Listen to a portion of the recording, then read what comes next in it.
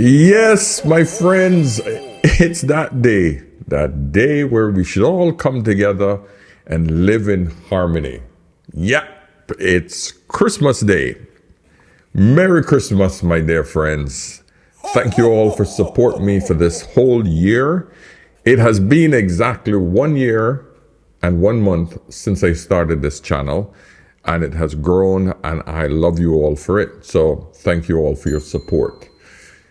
So, what are we talking about today on this special day? And I think this subject is fitting. It's about arguing. It's about getting along with another person. Is it good or bad for a relationship to have a fight from time to time? Oh, it's a must. I think relationships follow a cycle of harmony, disharmony, and repair. I think this is the cornerstone of every relationship. Most people abandon relationships over arguments.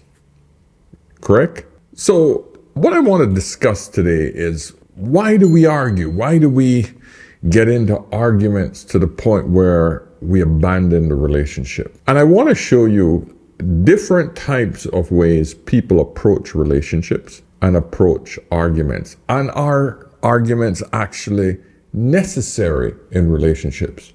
Now, I'll give you an example.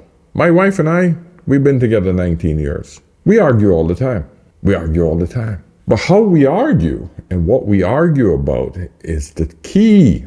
Because as this lady says here, is it good or bad for a relationship to have a fight from time to time? Oh, it's a must. I think relationships follow a cycle of harmony, disharmony, and repair. The question is not so much the fighting. The question is really the repair. What they're fighting about is not the towel or the bathroom. What they're fighting about are actually three key groups of themes that are underneath those plot lines: power and control, closeness and care, and respect and recognition. She hit the nail on the head.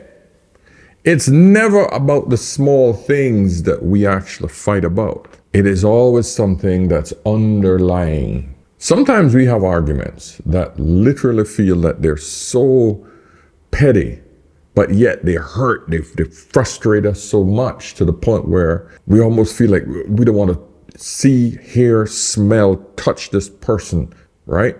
And it's some petty shit. Like, you made the wrong turn while we were on the road, or, why didn't you stop? Like today, we're driving to go to breakfast, me and the family, 2 girls in the car, and I'm driving. Now I'm driving my wife's car.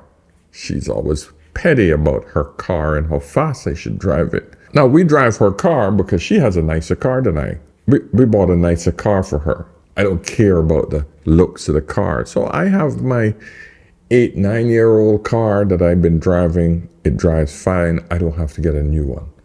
She wanted something a little bit more modern, so she got a nicer one than I. So of course, if she wants to go somewhere nice and dress a little nicer, we use her car, right? But I'm driving. I went over a speed bump a little bit too fast. Oh, why do you have to go over the speed bump so fast? It's an SUV. I wasn't driving that fast. It's petty. But it annoyed me because once again, I find that she's just trying to control every single aspect of the day, right? From what time we got to wake up to give the girls their gifts to, oh, don't go to the gym today because I want to spend the time with the girls. Everything is set on her schedule. Now, I just say, you know what? Okay, fine. I'm not going to go to the gym. I'm going to do a little home workout. I'm going to do a few laps around my area, stay close to the home. So when the girls wake up, everybody's happy. So, but of course, I wake up at 5 o'clock, 4:30, 5 o'clock in the morning, right? So I'm up way before they want to wake up at 7 o'clock on a Christmas Day. So I woke up, turn on the Christmas tree lights, I set out everything. I put on some Christmas music with the background fire on the TV next to the Christmas tree, Did the whole part. All the gifts are there for the girls, But everything has to be perfect. I'm making sure we don't have any problems. Point I'm trying to get across to you, like this lady says, control. A lot of women are fighting for control. Lines, power and control. That's why when you get these street interviews where couples are interviewed on the street, where you ask a couple, how long you been married? And most couples will say, oh, we've been married 20 years, 30 years, 40 years. And what's the secret to your marriage? The man always usually say, I let her lead. Oh, she's the boss. I just do what the boss says. 50 odd years. That's amazing. Yeah. What advice would you give for a long and healthy relationship? Be considerate of each other's wants and needs and never argue about money. She's the boss. How did you learn that? Over time. You've just got to be kind to each other and realise each other's wants and needs. That's beautiful. Okay. Still the boss. Not at all. And the reason why we say that, it isn't as if the woman has control. It's just that she has a sense of control. Now, there's a difference. Never make a woman lead your relationship, because she will lead it into the ground for sure. Gentlemen, remember that. And before you ladies get triggered, understand what I'm trying to say. I make my wife have complete control over the small things, the things that are everyday nitpicky stuff, where I could just go, yeah, it's not even worth the fight. It's not even worth the fight. It's frustrating. Not even worth the fight. Okay. Yeah, all right. I went over the bump too fast for the car. Yeah, sure. Let it go. So you always have this thing in the relationships where you pick your battles. But what it does is it makes the woman feels like, hey, you know what? I still have a measure of control in the relationship. If the man keeps pushing back on every single matter, there will be disharmony in the relationship. Disharmony. He makes decisions on the big things, like I do. She makes decisions on the small, everyday little things that makes her feel like, hey, I got this. And it's a good thing for the guy, because, he feels like, hey, you know what? She's doing her part. So it works. It works for both people. So gentlemen, don't nitpick about the small things. Make her do her thing. Make her feel that she has some measure of control over the household, because she wants that. She needs that. Okay? So when this lady says control, Underneath those plot lines, power and control, closeness and care, and respect and recognition. there we go. Those are the three things that the woman is going to try to get. She wants power and control. And the reason why I say don't let the woman lead in the big things, because she tends to lead it from an emotional perspective, not from a logical perspective. So before you ladies all get triggered, realize that that's what I'm talking about. I'm the only person that finds it very hard to admit to a man that I'm wrong. And arguing with men is the most annoying thing ever, because you men use logic. Like us women, we just want to argue with emotion, but you men, you use too much logic, too many facts. Like when you're arguing with a man, there is no emotion involved in their argument. It's just, you did A and B, which caused me to do C, and that's why we're at D. And I'm like, but, because of the... They don't want to hear it. They don't want to hear it. And that's why I hate admitting to men that I'm wrong, because they've spat so many facts at me that if I even admit I'm wrong, I'll just look so incompetent. You all want to lead everything, control everything. Ladies have to understand the reason why you actually get with a man who has more power than you, who is stronger, who is more intellectual than you, who is the reason why you get with a leader is because you want him to lead. But you want him to lead where it's important. You still want to have a say. So when I get people who ask me, oh, you just want a woman who just shuts up and do whatever you say. No, I want a wife who understands that, hey, she can lead in these areas and I lead with the big things. That's it. I hope you guys understand what I'm trying to say. I got a little bit triggered by another young man who gave this bit of advice, right? Let's look at his video. Get to a point where it feels like she's arguing with you and it seems like she's trying to start some shit every single time, and for you it feels like it's no reason. Understand it's a reason. because she's been trying to communicate with you multiple different ways, breaking it down in multiple different ways, but you just don't get it. You just ain't listening. You got 2 ears and 1 mouth. Listen twice before you speak. Understand that when she's arguing is because she ran out of ways to communicate it softly. This is the biggest issue with most couples. They don't know how to communicate with each other. He has a point. Gentlemen, you got to listen. You got to listen to when your woman is speaking to you. Don't look at the general words. You have to understand the underlying words that are coming out of her mouth. And I know sometimes it's difficult. That comes with experience. That comes from understanding your woman. And this is the reason why a lot of young people fail at relationships, because they get ego involved, because the ego don't want to listen. The ego just says, no, this is the way it's going to be. This is me. This is the way it's going to be done.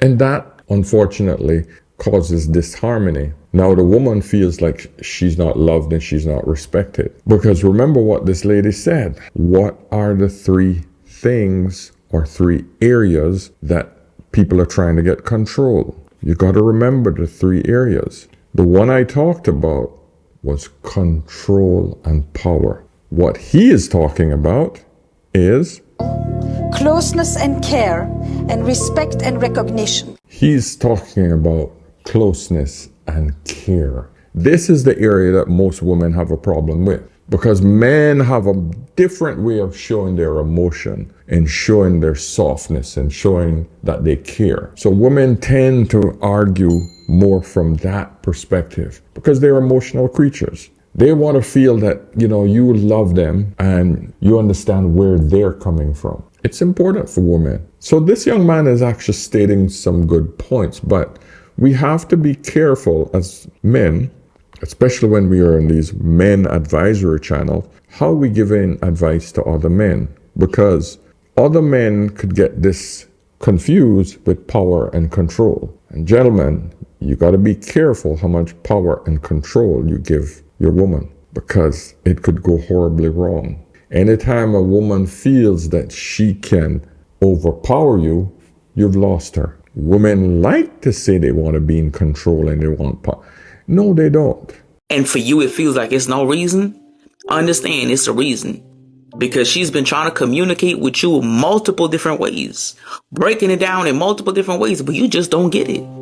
You just ain't listening. You got 2 ears and 1 mouth. Listen twice before you speak. Understand that when she's arguing is because she ran out of ways to communicate it softly. So now she got to be loud and proud. What is she supposed to do if you're not getting it? If every time she's talking to you, it feels like words are bouncing off the walls, then she gonna have to find a louder way to speak to you. And that's when it turns out to be an argument. But understand though, a woman that's fighting for that relationship is because she still see potential in that relationship. She still values you. She still values what y'all got. So she's fighting. It's when she stopped fighting, that's when you gotta worry. Worry that one day she'll go silent and just completely distance herself. Because women always check out mentally before they check out emotionally. And then after emotionally, it's physically. And that spiritual tie it just dies. It fades away. And all she'll wait on is the courage to walk away. Because there is no peace in that relationship no more. So when it feels like she's nagging, it ain't really nagging, bro.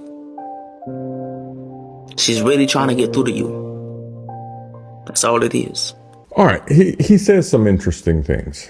He's not wrong, but he's speaking from a female's perspective. If the man loses control of his woman emotionally, it's over. Of course, we know it's over. The bottom line is simply this. We now live in a new era of women who think differently. A lot of women just think that they have tons of options. Social media has made them feel delusional. So when I listen to him speak like this, I can only assume that he or the person he's referring to has found that special woman who cares deeply about her relationship. Unfortunately, a lot of the ladies these days are not that deep.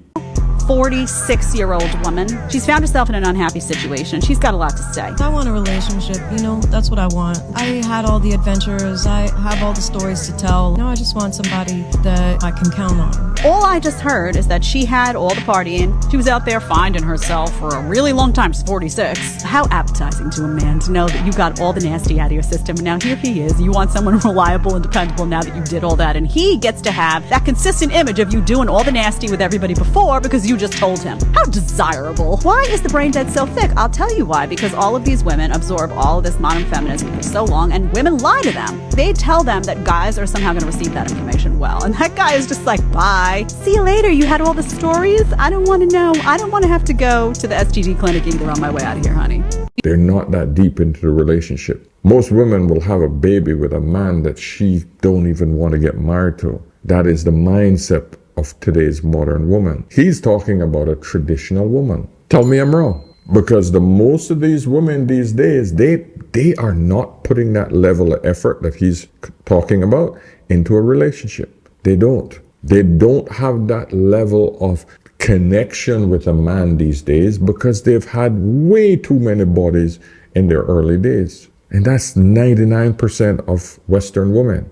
The woman he's talking about is a woman who has literally kept herself for that man. The woman who's prepared to work for a relationship, that is a rare thing these days, my friend. So I get it with the music and the whole soft, he speaks well, but gentlemen, you got to be cautious. You got to be very cautious. If you got a traditional woman who looks at a relationship with that level of intensity and would fight tooth and nail to hold on to her relationship, yes. Harold. Valerie. How long have you been married? 40 years. Wow, that's amazing. Is it your first marriage? Yes. What would be your advice to have a long, healthy relationship? Don't try to change each other. When you met and fell in love, you accepted who you fell in love with. So don't try to change them. Did you ever get into a pattern of trying to change him or him trying to change you and you guys caught that? All the time. It's a work in progress. It never goes away. Yeah, we're guilty of that, but we know that the best way to compromise is to respect each other and always communicate, because it's by communicating and respecting each other's feelings that make you understand each other's perspective. Wow, that's beautiful. I love that. That's the kind of video that would get you to understand that woman. But most women are not like that. Most of them aren't. Most women don't have that level of respect for any relationship. They don't have that level of respect for you or your relationship. And I hate to say that. I mean, it really hurts me because here I am, a man who does have a wife like that, who would fight tooth and nails to hold on to her relationship. I mean, I'm no saint. Just letting you know, man. I'm no bloody saint. My wife is still there. She's holding on. She held on through the rough times. Because I tell you, we went through a rough patch, and that 8, 9, 10-year itch came along. Oh, it was rough. But she held in there. I held in there. We both worked and clawed ourselves and held on to it, man. Stages of a relationship. The first is the honeymoon period. This is where you place your best foot forward. No. You will never show the dark or bad side of who you are. Everything is perfect. You see your partner with rose-colored glasses. Number 2 is the oh fuck stage. It is where the childhood wounds come up. It is where the hormonal flush of the limerence phase, the honeymoon phase, begins to come down, and you see all of yourself in the other. You see all of yourself in the relationship, and you start to see the faults of that person as well. Now, this is where most people leave the relationship prematurely. They exit too early because it's too difficult and they're not accustomed to it. This is where the wounds come up. This is where a strong sexual polarity keeps you together, but you're in this cycle of arguing and fighting and fucking, and that is unhealthy. Now, if you get past this stage or move through this stage and you're committed to healing and growth, you get to the 3rd stage. Because we both wanted it, and that is the secret. Both parties have to want it. Bad. But when you have arguments, this is the discussion today. You got to say to yourself, what is the alternative to this relationship? Let me look at my friends who are in my age group, who are single. How are they getting on? Let me look at the facts. Let me look at social media. There's a lot of women bawling and crying about how lonely they are. Do I want to be one of those? Did you know how lonely and isolated women feel? Did you know how lonely and isolated moms feel? It is not just you. One of the craziest things about my job as a women's health therapist is taking care of women and their crying, sad souls. We were never meant to do this mom life all by ourselves, all alone, trying to do it all. So if this speaks to you and you are at home right now and you just feel completely isolated and alone, I see you and you're not alone. There are so many women who feel just exactly the way you do. Or do I prefer to work for my relationship? Oh, you got these women out here telling you all, oh, it's okay to leave a good man. It's okay to leave a good man. Married for 10 years. I got married young. I was 21, barely, like 3 days, 21. Already had a baby. He was 8 weeks old at our wedding. And I remember feeling like my marriage was temporary from the beginning. I left the good guy. He looks at and is like, that's a dad.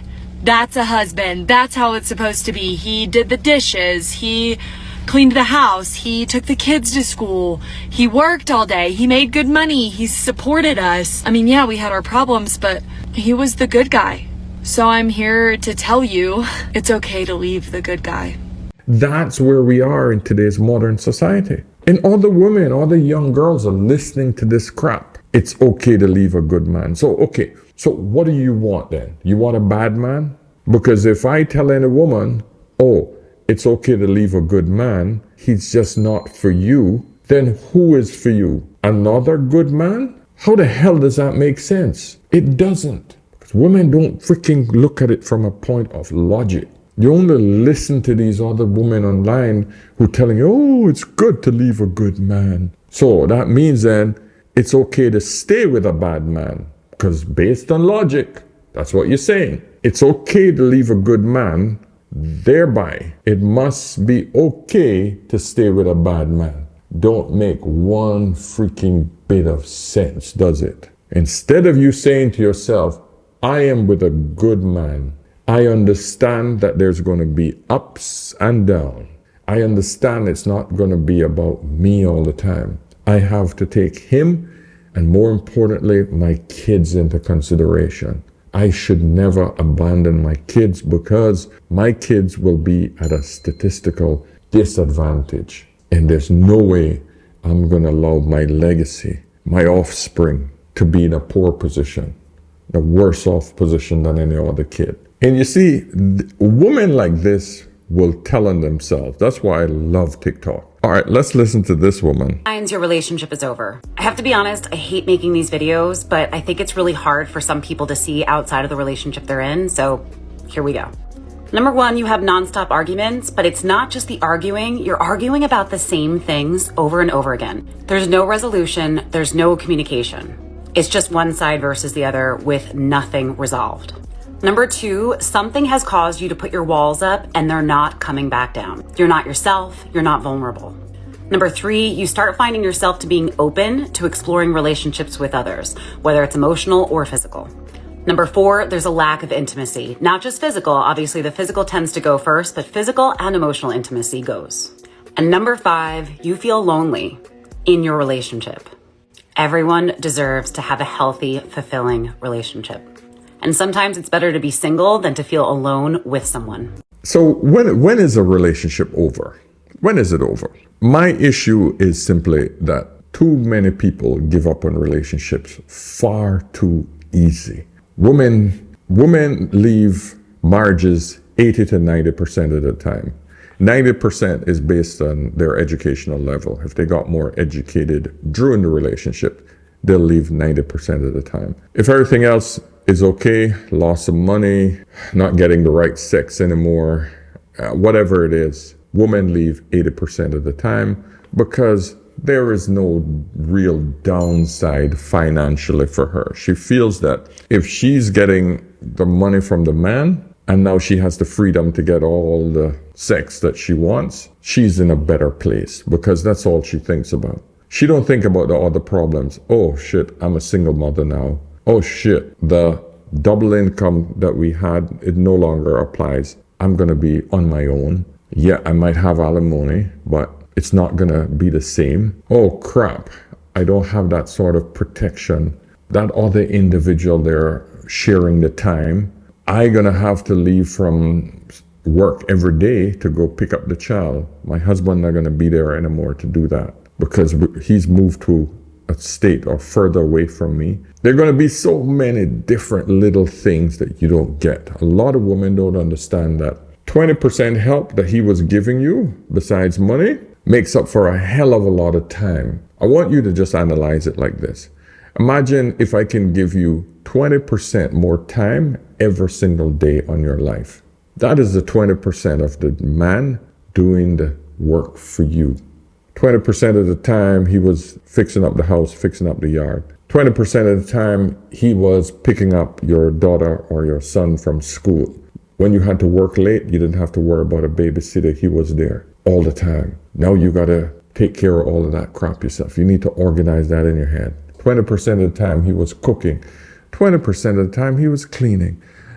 You have no idea what 20% is until you have to do 100% of it. Then you will realize, holy crap, this is exhausting. And you get women crying about this every single day.